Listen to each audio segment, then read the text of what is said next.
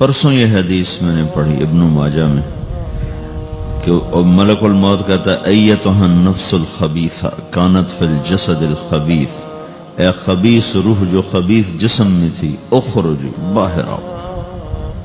اب وہ واپس تو ہو نہیں سکتا، اپنے آپ کو روک تو سکتا نہیں، تو وہ حیران پریشان خوف زدہ، تو اس کے جواب میں اس کو ملک الموت کہتا ابشری ابشری بحمیم وغساق وآخر من شکلہ ازواج، تیار ہو جا خوفناک عذاب کے لیے اور کھولتے پانیوں کے لیے، کانٹے دار جھاڑیوں کے لیے اور بے شمار عذاب کی شکلوں کے لیے۔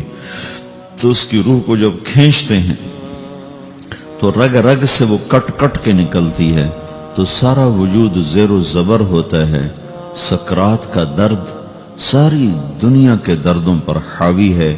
جب اس کی روح نکلتی ہے اور اس کو لے کر آسمان پر چلتے ہیں تو دروازے پر پہنچتے ہیں تو اندر سے فرشتے پوچھتے ہیں کون ہے؟ کہتے ہیں فلاں فلاں کا بیٹا ہے۔ کہا نفس خبیثہ فی الجسد الخبیث، یہ تو وہی بدماش ہے جو بدماش جسم میں تھا، یہ وہ بدبخت روح ہے جو بدبخت جسم میں تھی، اس کے لیے آسمان کے دروازے نہیں کھول سکتے، اسے واپس کر دیا جائے۔ تو آسمان کے دروازے لا تفتح لهم ابواب السماء ولا يدخلون الجنة حتى يلج الجمل في سم الخياط، کہ ان کے لیے آسمان کے دروازے نہیں کھلیں گے اور ان کے لیے جنت کے دروازے نہیں کھلیں گے، پھر یہ وہاں سے نیچے گرائے جاتے ہیں جو اللہ کا قید خانہ ہے سجین۔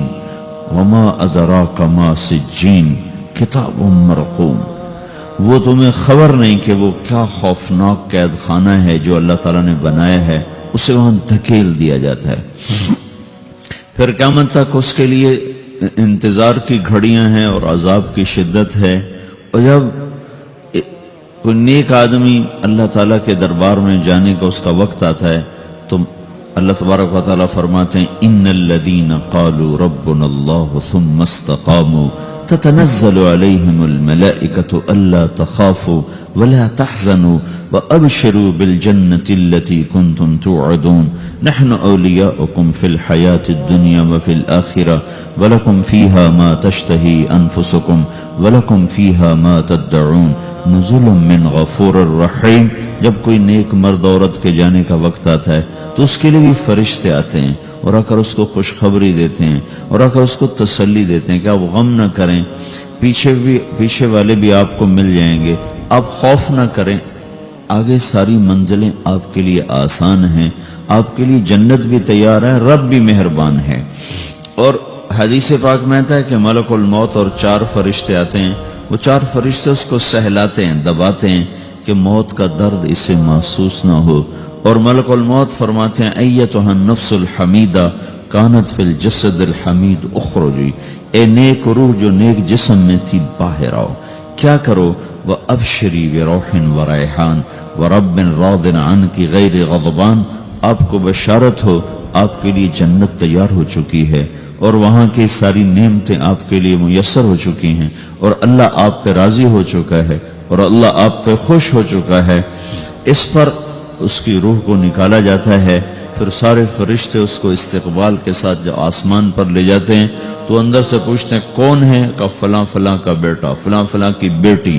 کہتے ہیں نفس حمیدہ فی جسد حمید، یہ تو نیک روح تھی جو نیک جسم میں تھی، مرحبا بہی، اس کو ہم سب استقبال کس کا کرتے ہیں، اور ایک دم آسمان کے دروازے کھلتے ہیں، پھر وہ پہلا دوسرا تیسرا چوتھا سارے آسمان پار کرتا ہوا اللہ پاک کے عرش کے نیچے کے جا کر، مرد ہے یا عورت، وہاں جا کر سجدے میں سر رکھتا ہے اور اللہ تعالیٰ فرماتے ہیں ہاں اس نے ہمیں خوش کیا، ہم اسے خوش کریں گے، اور اس کو عافیت کے ساتھ وہاں آسمان میں، پہلے آسمان سے لے کر اللہ کے عرش تک یہ سب ویٹنگ روم بنے ہوئے جہاں اللہ اپنے اپنے درجات کے مطابق جنت والوں کو ٹھہراتا ہے، اور وہ انتظار گاہ ہے اور وقت ختم ہو جاتا ہے، لہذا انتظار کی جو تکلیف ہے وہ بھی ختم ہو جاتی ہے۔ وقت ختم تو انتظار کا احساس ختم اور ٹائم کے گزرنے کا احساس ختم۔ تو جیسے اصحاب کہف کو اللہ نے غار میں داخل کر کے تو غار کے اندر سے وقت کو نکال کے باہر پھینک دیا، باہر 300 سال گزرے، اندر آدھا ہی دن گزرا تھا۔ وہ جب اٹھے تو وہ 25 برس کا نوجوان 350 سال کا ہو کے نہیں اٹھا، وہ 25 سال کی عمر میں اٹھا ہے۔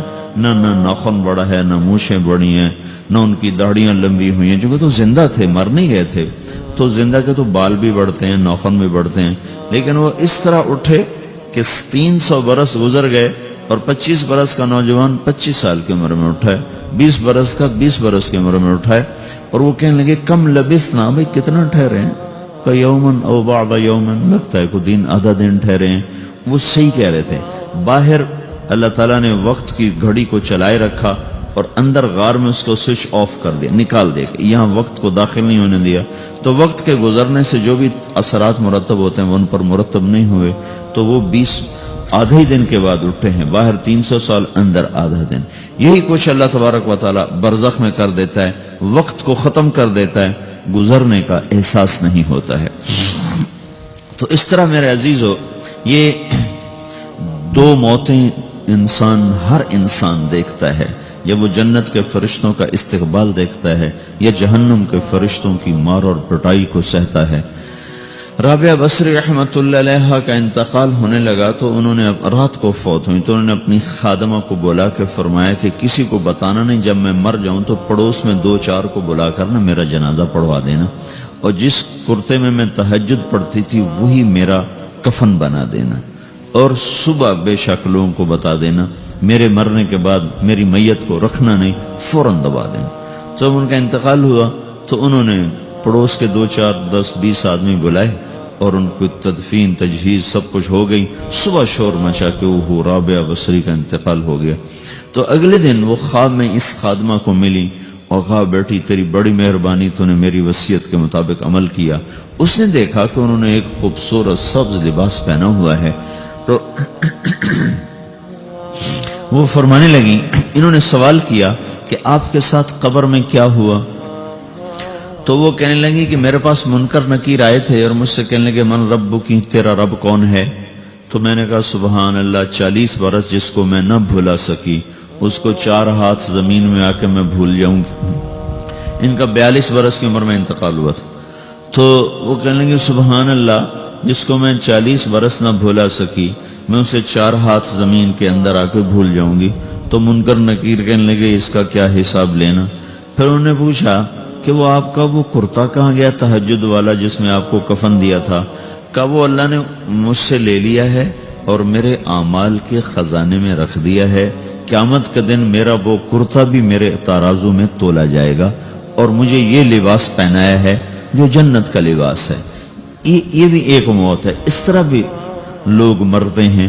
اور دوسری بھی ایک موت ہے، ہمارے علاقے کی بتا رہا ہوں، اپنے علاقے کی۔ ایک ذمہ دار مر گیا، اس کی قبر کھودی، ساری بچھوؤں سے بھری ہوئی، ایسے جیسے چیونٹیاں پھر رہی ہوتی۔ تو انہیں وہ بند کر کے دوسری کھودی، ساری بچھوؤں سے بھری ہوئی۔ پھر وہ بند کر کے تیسری کھودی، ساری بچھوؤں سے بھری ہوئی۔ قبرستان میں اتنے بچھو کہاں سے آ گئے؟ یہ زمین کے بچھو نہیں ہیں، یہ آخرت کی بلائیں ہیں جس کے ساتھ اب اسے قیامت تک رہنا ہے اور گزارا کرنا ہے۔ تو یہ 2 طرح کی موتیں روزانہ لوگ مرتے ہیں، روزانہ لوگ مرتے ہیں۔ جب نماز کا وقت ہوتا ہے ملک الموت ساری دنیا کا چکر لگاتا ہے اور دیکھتا ہے کون پڑھ رہا ہے کون نہیں پڑھ رہا، کون پڑھ رہا ہے کون نہیں پڑھ رہا۔ جو نماز کی پابندی کرتا ہے اس کی موت آسانی سے ہوتی، جو نماز میں غفلت کرتا ہے اس کے ساتھ موت کے وقت شدت اور سختی اختیار کی جاتی۔ تو بھائیو، یہ ایک جسم ہے، ایک روح ہے۔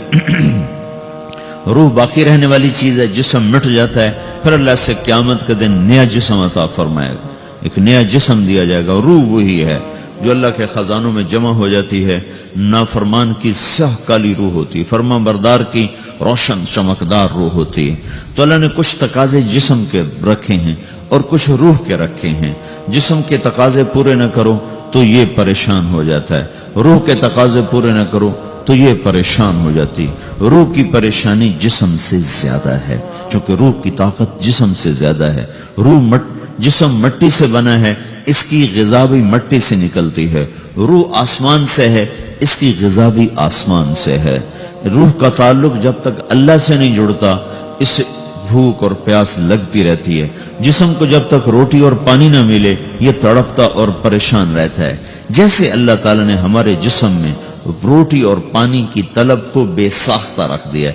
میں بیان کے دوران بھی پانی پی رہا ہوں، آپ دیکھ رہے ہیں کہ مجھے میرا حلق سوکھ جاتا ہے، مجھے طلب محسوس ہوتی ہے پانی. حلق سوکھتا ہے پانی کی طرف بھاگتے ہیں، بھوک لگتی ہم روٹی کی طرف بھاگتے ہیں. یہ ایک ایسا اندر میں آٹومیٹک سسٹم ہے کہ ہم اس کو آف نہیں کر سکتے. یہ سوتے سوتے بھی بھوک کی وجہ سے آنکھ کھل جاتی، سوتے سوتے پیاس کی وجہ سے آنکھ کھل جاتی ہے. یہ ایسا خود اللہ تعالیٰ نے ساختہ نظام بنایا ہے کہ آپ اپنے جسم میں روٹی اور پانی کی طلب کو نہیں نکال سکتے. میرے عزیزو، ٹھیک اسی طرح اللہ نے انسانی روح میں اپنی طلب رکھ دی ہے اور اپنے رسول کی طلب رکھ دی ہے. یہ دو طلب ایسی ہیں کہ یہ آپ کے جسم روح سے نکل نہیں سکتی.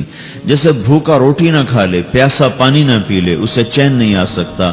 وہ روح جو اللہ اور اس کے رسول سے نہ آشنا ہے، جب تک وہ وہاں تک پہنچ نہیں جاتی اسے چین نہیں آ سکتا، اس کا اندر پریشان رہے گا. 1997 میں جب جنید جمشید سے میری پہلی ملاقات ہوئی تو اس نے مجھ سے یہ سوال کیا کہ مولوی صاحب، ایک پاکستانی نوجوان جس گلیمر کو خوابوں میں دیکھتا ہے وہ گلیمر تو مجھے زندگی میں ویسی حاصل ہے. میرے چاروں طرف زندگی کا رقص ہے اور میری زندگی کی ہر خواہش، ہر تمنا پوری ہے. اس کے باوجود میرے اندر اندھیرا ہے، میرے اندر خلا ہے. مجھے لگتا ہے میں وہ کشتی ہوں جس کا کوئی ساحل نہیں، جس کی کوئی سمت نہیں، جس کا کوئی گھاٹ نہیں. یہ کیوں ہے؟ میرے ساتھ تو ایسا نہیں ہونا چاہیے. ایک عام لڑکا تو کہتا ہے ہائے کاش یہ ہوتا، اس کو وہ نہیں ہو رہا تو پھر وہ پریشان ہے، ہائے یہ ہوتا، ہائے وہ ہوتا.